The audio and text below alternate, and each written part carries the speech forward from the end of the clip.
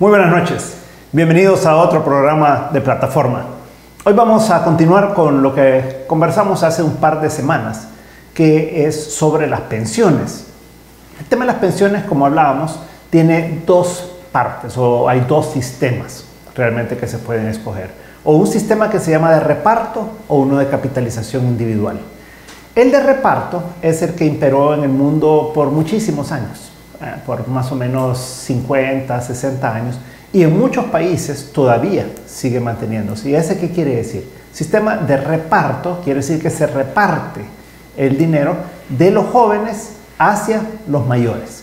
Y entonces eso está basado en la idea de que la población es creciente, que la cantidad de jóvenes crece más que la cantidad de personas que se retiran. Y eso era bastante aplicable en el siglo XX, allá a mitad del siglo XX, allá por 1950, 1960, 1970. Eran épocas en las que la población crecía fuertemente. Pero ya en los últimos 20 años, esto ha ido cambiando significativamente.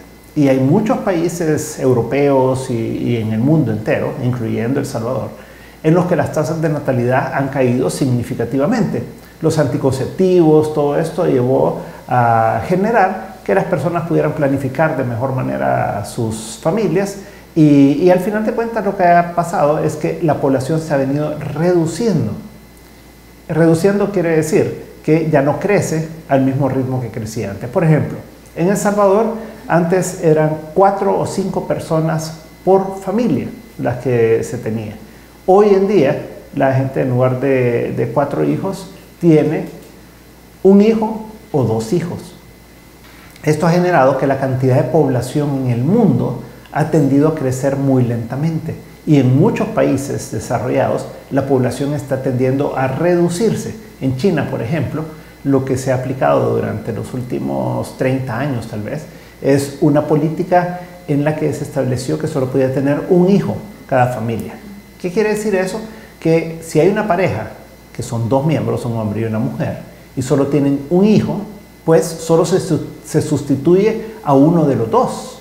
Entonces, en el tiempo, la población tiende a reducirse. ¿Por qué es importante esto para las pensiones?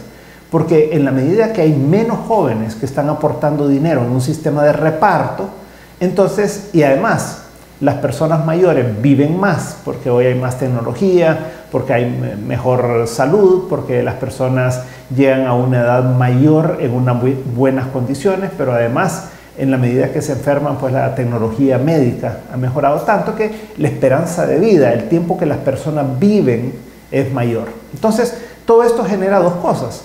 Uno es que hay menos dinero que entra a un sistema de reparto como parte de las cotizaciones que hacen los jóvenes, pero además la gente mayor se retira y vive más años. Al vivir más años quiere decir que el dinero que ahorró le tendría que alcanzar para todos esos años adicionales de vida que tiene. Pero en el sistema de reparto lo que ocurre es que los jóvenes tienen que financiar durante más tiempo a cada persona. Y eso obviamente desde el punto de vista financiero es mucho más caro. Desde el punto de vista humano, pues qué bueno, ¿verdad? O sea, uno tiene a sus papás, a sus abuelos por más tiempo y eso pues a uno le agrada. Pero ya desde el punto de vista financiero eso implica más dinero porque son más años de vida. Entonces, lo que ha pasado en el tiempo es que los sistemas de reparto quebraron. Y el caso más clásico en El Salvador y más reciente que lo podemos ver nosotros es el de la Fuerza Armada. La Fuerza Armada tiene el Instituto de Previsión Social de la Fuerza Armada y hace más o menos 2 años se dio el primer problema de que no podía cubrir con sus ahorros que tenían los militares las pensiones ya del año. Y de ahí ya del año pasado y este año el gobierno ha tenido que financiar todo, año antepasado, ¿verdad? 2017, 2018 y por supuesto ya el 2019. Eso quiere decir que el sistema quebró. ¿Por qué quiebra? Primero, porque en la época de la guerra había 60,000 hombres. Hoy hay muchísimos menos, no conocemos el dato exacto, pero asumamos que sea un 20 o 25% de lo que había en aquel tiempo. Entonces eso implica que la cantidad de dinero que recibe el ITSFA mensualmente de la cotización de los soldados que hoy están de alta es pequeña en comparación a la cantidad de soldados que están retirados, y además, como la esperanza de vida es mayor, entonces eso le lleva a que no les alcanza el dinero. Y el otro punto es cuánto se les da a estos pensionados de dinero.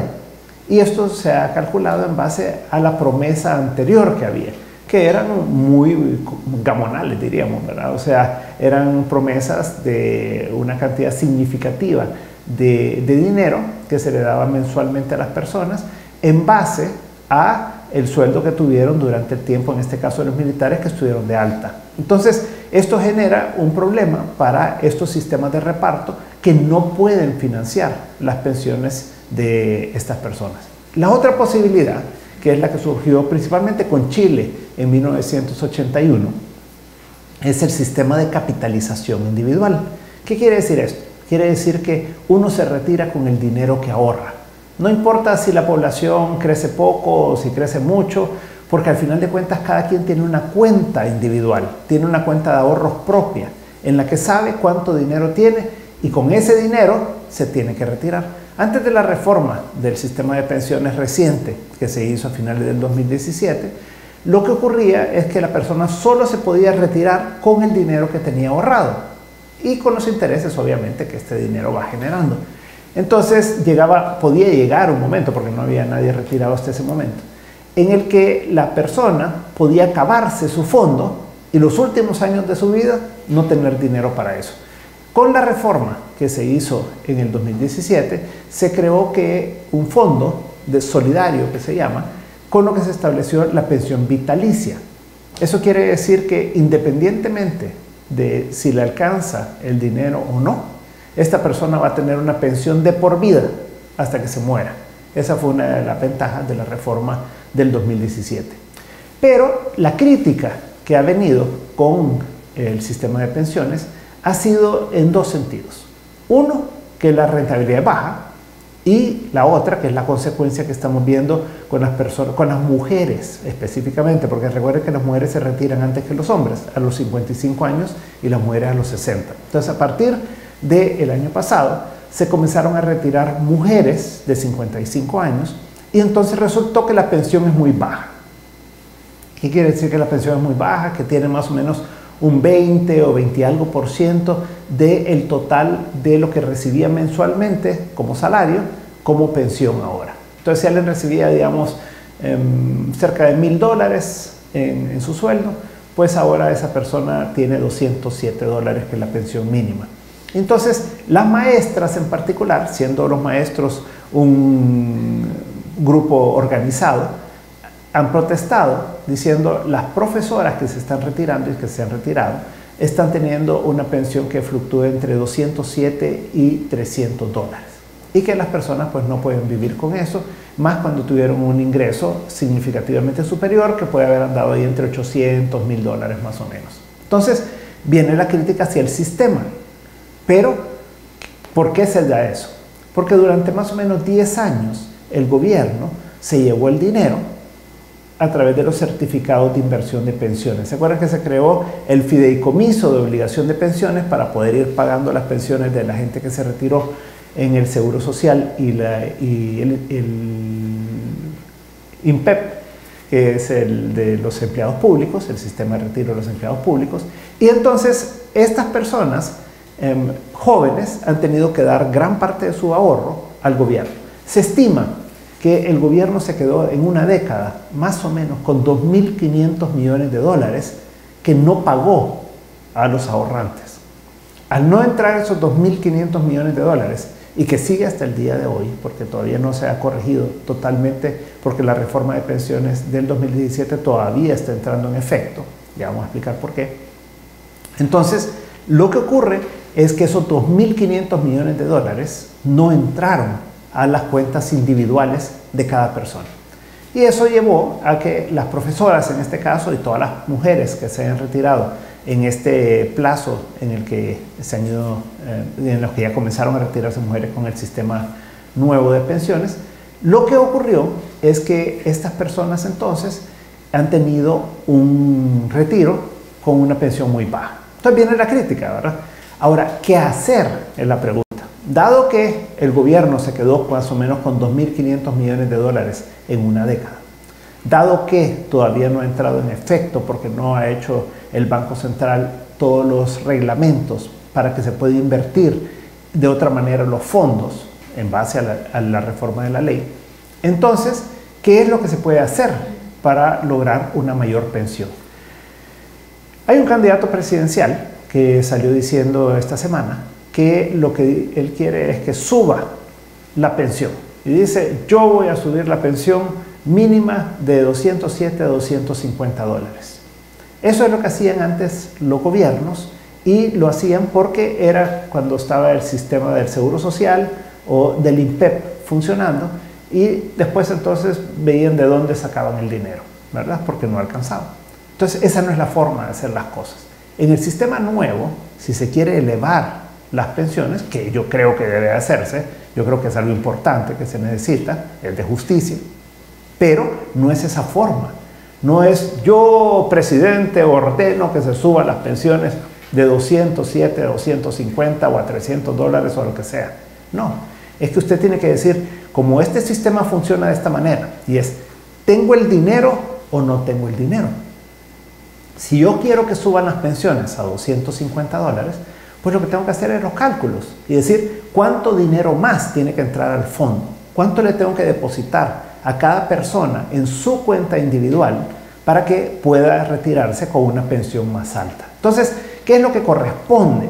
Dado que sí quisiéramos, creo yo todos, que las personas se retiren con una pensión más alta que la que se les está dando en este momento, principalmente a todas las mujeres que ya se retiraron, entonces lo que corresponde es que el gobierno pague lo que debe. Si el gobierno se quedó con 2.500 millones de dólares, más o menos, que es el estimado entre el 1% que pagó y tal vez el 5%, que era la tasa que debió haber pagado en todo ese tiempo, pues entonces lo que corresponde es que el gobierno en el tiempo vaya pagando esa deuda y que esto vaya cayendo en la cuenta individual de cada persona, que si usted es una persona que ahorró durante todo ese tiempo y el gobierno no le pagó lo que correspondía, pues que a usted se lo reintegren a su cuenta individual. Entonces, ¿qué es lo que hay que hacer? Lo que hay que hacer ahora es los cálculos y decir, bueno, si el gobierno debe 2.500 millones de dólares y estas personas se van a retirar en todo este tiempo, ¿cómo va a hacer el gobierno para irlo pagando? ¿Cuánto debe de pagar al año? Y ahí es a donde tenemos que hacer los cálculos y asumamos un número, por inventarme un número porque no se han hecho esos cálculos actuariales que se llaman. Asumamos que el gobierno tiene que pagar 50 millones de dólares al año para poder ir pagando esta deuda en un plazo de 30 años, digamos. Entonces, el gobierno de esa manera lo que va haciendo es que le va compensando a las personas que se van retirando. Y ahí entonces tendría que ya tener un mayor fondo las personas, o sea, una mayor cantidad de disponibilidad de dinero en su cuenta individual para poder tener una cantidad adicional para poder retirarse. Entonces, yo creo que lo importante es entender cómo funciona el sistema. Hay partidos políticos que creen que se debe de volver a un sistema de reparto. Un sistema de reparto en el que sabemos que no es sostenible porque está basado en que crece la población de jóvenes mucho más aceleradamente de lo que está creciendo en el país y en el mundo. Eso, a mi criterio, y haciendo los números, pues no cuadra, no se puede. Entonces, mejor digamos, tenemos el sistema de pensiones privado, de capitalización individual, en el que cada quien tiene su dinero, tiene su cuenta de ahorros, en el que sabe cuánto dinero tiene. Entonces, lo que tenemos que resolver es cómo le inyectamos más dinero a la cuenta de cada quien. Y no es inyectarle por inyectarle, sino que es una deuda realmente que tiene el gobierno con, en este caso, las mujeres, que son las primeras que se están retirando, pero que en la medida que vaya pasando el tiempo se van a comenzar a retirar también los hombres. Recuerden que 5 años después que comenzaron las mujeres, van a comenzar también los hombres a retirarse y este va a ser un proceso de largo plazo. Entonces no es que podamos venir a decir, miren, a las mujeres que ya se retiraron el año pasado, que ya se retiraron este año, en lo que va del año, entonces estas personas lo que vamos a hacer es que le vamos a subir 50 dólares la pensión, digamos. Y entonces el gobierno va a pagar 50 dólares. Eso no funciona, porque cada vez se van a ir retirando más personas, ¿verdad? Entonces lo que corresponde es que se le deposite a las personas en su cuenta que esto comience a generar intereses también, que es la base de la acumulación que tiene que tener para poder tener más ingresos y una mejor pensión. Además, recordemos que el gobierno va a ir pagando paulatinamente más por esos fondos, por lo que la diferencia entre lo que va a recibir las personas y lo que debería de haber recibido va a ser menor, y por lo tanto pues va a poder recibir más dinero las personas cuando se retiren. Entonces, lo importante es que hagamos las cosas bien, no con populismo, no con salir a proponer cosas que no son financieramente viables, porque cuando las cosas no son financieramente viables, ¿quién paga el precio al final de cuentas? Somos todos. Porque al final de cuentas lo que va a implicar es que a través de nuestros impuestos que le pagamos al gobierno, van a tener que pagar todas esas cosas. Bueno, entonces, mejor hagámoslo bien, hagámoslo ordenadamente, hagámoslo con cálculos actuariales que nos indiquen cómo se puede hacer, porque no es que a una persona se le tenga que depositar todo el dinero hoy, sino que se va depositando en el tiempo, porque si alguien se retira hoy, imagínense una mujer que se retira a los 55 años, yo esperaría que no viva menos de 25 años esa persona. Cotizó durante 30 años y se va a retirar durante 25 años hasta que llegue el momento de la muerte. Entonces, y hay personas que van a vivir más, ¿verdad? O sea, hay personas que van a superar los 85 años y más, ¿verdad? Entonces, lo que tiene que hacer es que sea sostenible. Entonces, el populismo, que muchas veces es una tentación dentro de esto, y más con los políticos que muchas veces no se ponen a pensar en la parte financiera de cómo se pagan las cosas, sino que simplemente dicen, yo estoy en campaña política y por lo tanto lo que tengo que hacer es proponer algo que suene bonito, ¿verdad? Y que algo que la gente diga, ah, sí, yo quiero que me den más dinero. Pero eso no es correcto, no es la forma responsable de hacer las cosas, sino que lo que tiene que hacer un político es decir, bueno, o sea, yo propongo que se haga esto, creo que es la mejor manera, pero se tiene que hacer de esta manera, y se va a financiar de esta y esta manera. Entonces, lo importante al final de cuentas es que en el sistema de pensiones tenemos que entender que los sistemas de reparto no funcionan. No funcionan ni aquí ni en ningún lugar del mundo. Y muchos han ido ya pasando hacia el sistema de capitalización individual. Nosotros ya lo tenemos con el nuevo sistema de pensiones y con la reforma que se hizo en el 2017, pues con eso lo que vamos a poder tener es un multifondos, que se llama esto, que las personas que son más jóvenes van a poder invertir su dinero en alternativas que generan una mayor rentabilidad, claro, tiene más riesgo, pero van a tener una mayor rentabilidad. Las personas que tienen una edad intermedia, digamos, van a poder invertir en fondos que tienen una menor rentabilidad que esto, pero mayor que la que tienen actualmente, con un riesgo moderado. Y después las personas que ya están en una edad cercana a retirarse, pues van a ir a poder invertir nada más en algo mucho más moderado, con menos riesgo y todo, para que pues ya estén listos para retirarse. Entonces, toda esa reforma que muchas veces le llaman de parche, no es de parche, es una reforma profunda y completa. Todavía requiere de muchas mejoras el sistema, entre otras que entren más personas, que la cantidad de personas que tengan acceso al sistema de pensiones sea mucho mayor.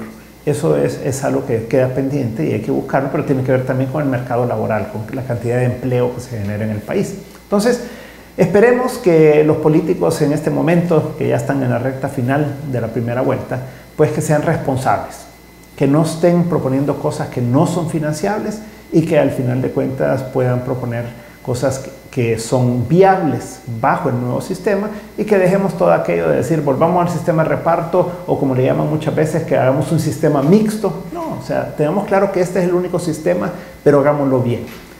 Eso es para que podamos seguir conversando más sobre el tema de pensiones. Por supuesto que esto da para bastante, pero era para dar unos elementos adicionales. La próxima semana seguiremos conversando de otros temas, que hay bastantes.